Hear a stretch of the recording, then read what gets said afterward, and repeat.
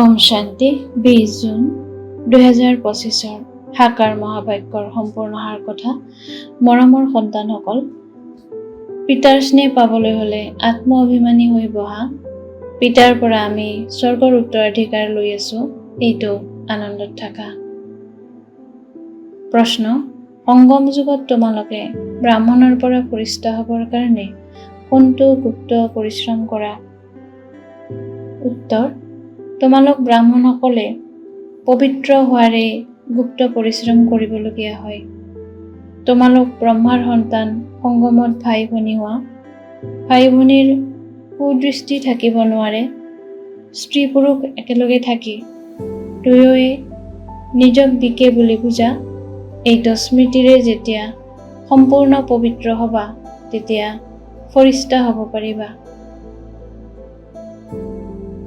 ধাৰণাৰ বাবে মুখ্য সাৰ: 1. বিচাৰ সাগৰ মন্থন কৰি ব্ৰহ্মাই বিষ্ণু কেনেকৈ হয়, এইটো বিষয়ৰ ওপৰত শুনাব লাগে। বুদ্ধি জ্ঞান মন্থনত ব্যস্ত কৰি ৰাখিব লাগে। 2. ৰাজকীয় পদ প্ৰাপ্ত কৰিবৰ কাৰণে জ্ঞান আৰু যোগৰ লগতে নিজৰ সমানকৈ গঢ়ি তোলাৰ সেৱাও কৰিব লাগে।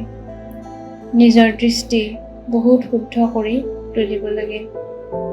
বৰদান: একমাত্ৰ পিতাৰ সৈতে সৰ্বসম্বন্ধৰ অনুভৱ কৰোঁতা অক্লান্ত আৰু বিঘ্ন বিনাশক হোৱা। বিস্তাৰ: যিসকল সন্তানৰ সৰ্বসম্বন্ধ একমাত্ৰ পিতাৰ সৈতে আছে, তেওঁলোকৰ অন্য সকলো সম্বন্ধ নিমিত্ত মাত্ৰ অনুভৱ হ'ব। তেওঁলোক সদায় আনন্দত নাচি থাকোঁতা হ'ব। কেতিয়াও ক্লান্তিৰ অনুভৱ নকৰিব, অক্লান্ত নহ'ব। পিতা আৰু সেৱা এইটো নিচাতে মগন হৈ থাকিব। বিঘিনিৰ কাৰণে থমকি ৰোৱাৰ সলনি সদায় বিঘ্ন বিনাশক হ'ব। সৰ্বসম্বন্ধৰ অনুভূতি একমাত্ৰ পিতাৰ সৈতে হোৱাৰ কাৰণে ডাবল লাইট হৈ থাকিব।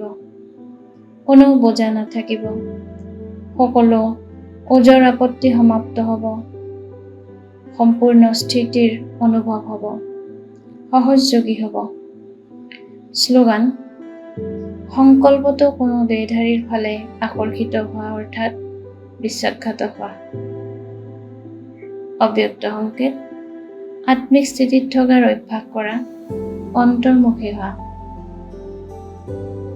বিস্তাৰ: যেনেকৈ অন্তৰিক্ষ যানত থকা সকলে উচ্চত থকাৰ কাৰণে গোটেই পৃথিৱীত যি স্থানেৰে চিত্ৰ ল'ব বিচাৰে ল'ব পাৰে, তেনেকৈ শান্তিৰ শক্তিৰে অন্তৰ্মুখী যানৰ দ্বাৰা, মনৰ শক্তিৰ দ্বাৰা যিকোনো আত্মাক চৰিত্ৰৱান হোৱাৰ, শ্ৰেষ্ঠ আত্মা হোৱাৰ প্ৰেৰণা দিব পাৰা।